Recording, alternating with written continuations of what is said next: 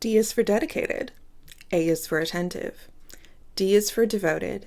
D is for defender of. Y is for young ladies. Trust me when I say that this acronym is the least of this book's problems. Hi, my name is Victoria, and I read terrible books as penance for the terrible things that I have done. Today, we are reading Like Father, Like Slaughter, which is a post-apocalyptic horror final girl romance. It's a little bit Fallout, it's a little bit Bioshock, it's a little bit awful. Trigger warnings include dubious consent, murder, more murder, spankings, bad taste, abuses of power, more bad taste. You get the drift. Ready? I'm not, but let's do it anyway. So this book opens with a disclaimer saying that this book is trash, but it's meant to be trash, so it's fine. Just don't think about it too much. And while I agree on some level, and I really like it when authors do this kind of disclaimer because it tells me that they're not going to take it too seriously. This one feels like an excuse. This is like, yeah, I wrote this and I know that it's bad and I know that it's full of plot holes and I know that the characters aren't very well fleshed out, but it's supposed to be bad. Just go with it. Which, like, I know you're going to write something stupid, but it's still art. You still have to care. You can still have a beautifully crafted narrative and a rich world and deep, interesting characters, even when your book is trash. You still have to care. We still have to pretend to care with this stuff. I'm sorry, I'm not letting you off the hook.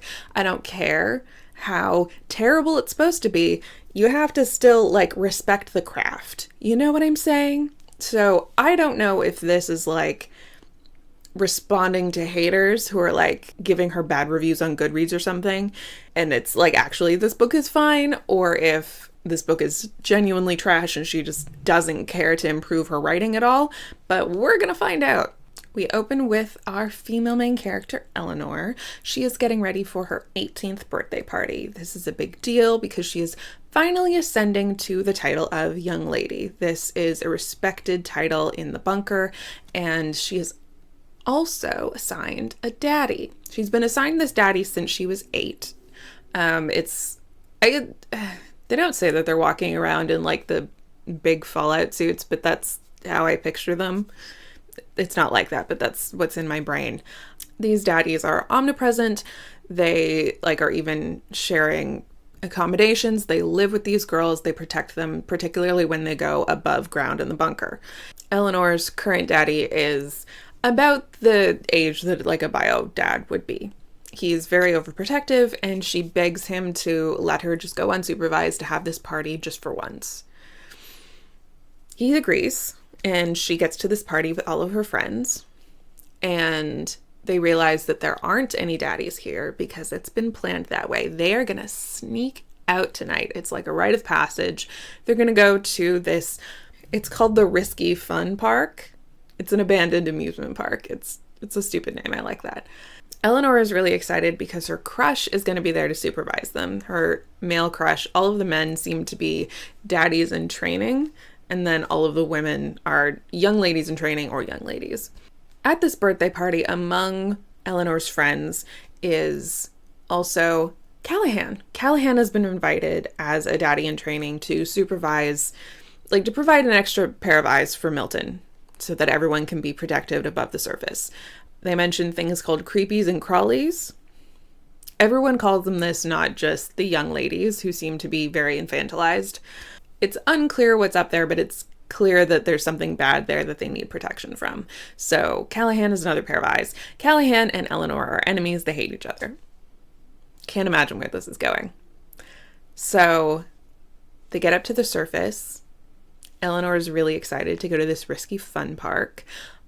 She meets her daddy outside, who surprises her by saying, because you're the youngest of your cohort, we're going to do something really special, and we're going to light up the park for you. We're going to pump it full of electricity. You can go on the rides, all of that stuff. Great. I genuinely really like this setting. I feel like an abandoned amusement park is a great post-apocalyptic playground, as it were. It's spooky. It's fun. Love that. So the kids all start running around. Eleanor somehow gets, like, paired off with Callahan at some point. and they have like a little talk about how Eleanor really wants to like live her life and she's going to be a young lady and no one really knows. Like it seems like she's going to go be impregnated and then nobody really knows what happens after that. While they're having this conversation, they're interrupted by a bunch of emergency sirens and like stuff going on in the radios. Milton has gone missing. Eleanor's daddy has been killed in action. The Creebies or the Crawleys, potentially both, are everywhere. And we immediately cut back to them in the bunker again. There's no explanation of how they get back into the bunker. There's no like chase scene at all with like Callahan showing that even though he thinks Eleanor is a brat and he hates her, that he's still going to protect her because he has some sense of loyalty or duty, or he just like has a value of human life. That would have been cool. That would have been a good scene. We also don't really get anything of them like frolicking around the park. It's just kind of like they're there and then Eleanor and Callahan are having this conversation and then it ends. It just felt really rushed and like they were skipping over all of the actual good parts of this book. But we're back. We're in the bunker. Eleanor is distraught. Callahan is getting debriefed. Nobody really knows what happens to Milton. It's all kind of like, well, shit. Callahan is told that Eleanor will need a new daddy, and they have to pick from one of the daddies in training. Of course, it's Callahan. Callahan is the daddy in training. Callahan outright says that he thinks that she's a bitch, she's spoiled, she keeps crying all the time because her daddy died, and he just, like, can't deal with it. It's so annoying. We haven't really seen any evidence that Eleanor is spoiled. Like, she seems immature. It certainly doesn't seem like she's a spoiled brat, and I think it would be more compelling if we saw a little bit of that. And it would also give Eleanor, like, an opportunity to have some personal growth, which, of course, we can't possibly have an actual character arc. Callahan is like, hey, I'm trained to, like, bond with girls who are, like, 10 years old. It's gonna be kind of weird to step in as Eleanor's daddy now. She's not gonna respect me. And his superior is like, just treat her like a 10-year-old. It's fine. Don't overthink it. I feel like that's the attitude of someone who's never tried to raise a teenager or a preteen before. Which, like, clearly I have no idea about that kind of stuff, but you can't just treat an 18-year-old like a 10-year-old and expect that to go over well, but okay. So Callahan is presented to Eleanor as her new daddy. She immediately faints like a Victorian woman with consumption. The next morning at breakfast, she demonstrates that she's unhappy about it in public, and Callahan takes her back and spanks her. I get how spankings can be hot, but this one was just pure humiliation. Which, like, okay, if you're into that, sure, then that's hot. But, I don't know. It didn't do anything for me. Callahan had heard of men using the other hole. They'd claimed it was tighter, better than the one more commonly accepted. Would that keep her virginity intact? No one would have to know. Eleanor, I whispered. She didn't reply, so I called her name again. Eleanor? Yes, Daddy. My wept. Yep, it wept. That's a new one. Callahan starts talking about how she's a virgin and how hot he finds that, and how he's not a virgin, but he imagines that she would be so much more pleasurable to do stuff with because she's never had sex before. And look, I would believe that Callahan would believe that that kind of stuff gets looser with repeated use. I believe that he would believe that. But if this author validates that, I will be upset. I'm sorry. That's just a myth that we need to let die, okay? We just need to let that die. Please. So he does some hand stuff with her while she's bent over like that, and she has absolutely no resistance, which feels completely out of character considering she hated him like 90 seconds ago. Like, it's not even like a, well, I guess I have to because he's my daddy. It's very much like, oh yes, I've secretly wanted this my entire life. Which, like, I just feel like she wouldn't give him the satisfaction because she hates him. Like, no matter how horny she is, I just feel like if you think a guy is a complete asshole, like, it doesn't have the energy of a hate fuck situation, you know? It just feels like Eleanor has only the personality that is required of her to move the plot forward and doesn't actually have a personality. And that frustrates me. It's hard to, like, root for a couple, like, growing together when it's just two pieces of cardboard kissing. I need something. Anyway, so that happens. Eleanor then receives a letter from Milton, who has been up above for about a month now. Milton gives her this meeting place and shows her, like, tells her how to sneak out. Callahan stumbles upon this letter while Eleanor is in the shower, and he's like, I can't let this happen. And he immediately goes out to find Milton. Milton is, like, sitting by these train tracks. He has this gas mask on that's completely blacked out, so no one can see his face. And when he takes it off, we see that he's become a crawly. So yeah, he's zombified, or mid-zombification. He admits that he was going to lure Eleanor out here so that she could be a sex slave for him and all of the other crawlies, because that was originally supposed to be the plan. Eleanor was supposed to be taken, not him. It's not clear how they got that mixed up, but anyway, Milton's pretty bitter about it. Callahan and Milton fight, and Callahan semi-accidentally, pushes him off and gets him impaled. Eleanor comes up at the wrong time, and Callahan puts on the mask and pretends to be Milton. Yep, that's where this is going. It's Revenge of the Nerds.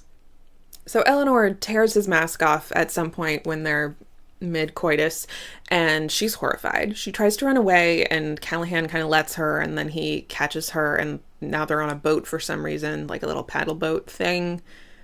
And he's like, yeah, we're just going to pick up where we left off on that. And Eleanor's like, okay. Yeah, what is the point of this enemies to lovers thing if Eleanor is never going to act like they were enemies, except for 2 pages of it in the middle of the book? There needs to be a little more tension. There needs to be a little more build of this stuff. And like, it's just the constant 180 so that they can have the hot scene that's just annoying. Like, if that's all you wanted, then don't bother to have the plot, you know?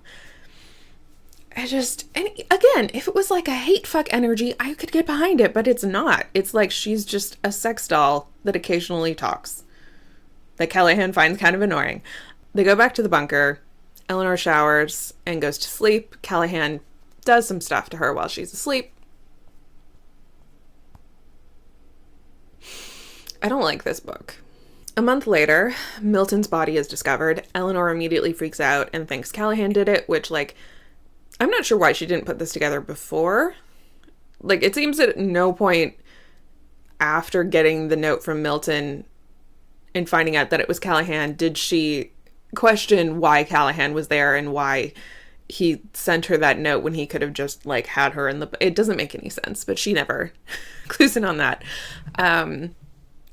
Because Eleanor's panties were found at the scene, the warden of the bunker is, like, pretty mad at her, and they all think that she did it. We find this out because Eleanor tells Callahan after the fact, when I think it would have been more fun to see Eleanor get interrogated, as opposed to, like, hearing about it later. Like, that would have been a good scene of, like, tension, and, like, maybe Callahan could have burst in at some point, or, like, watched it, or, like, whatever. It really feels like the author is just skipping over all the good parts. I don't get it. There's some, like, good opportunities here that we're just passing up completely. So after this interrogation, Callahan and Eleanor decide to run off together. It's unclear what's, like, whether they know about other bunkers, whether it's, like, a Fallout situation where there's, like, a bunch of these places, or if they know about civilization outside. They don't really share what the characters would know about that stuff.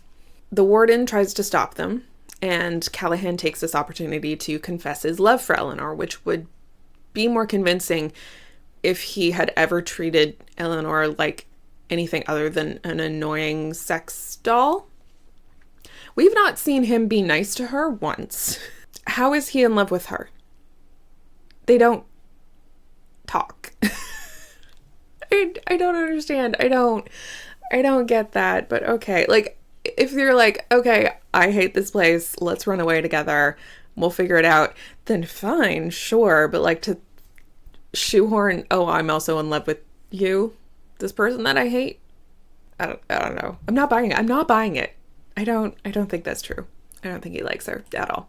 There's this big fight with the warden at the end, and Callahan manages to prove that it doesn't matter.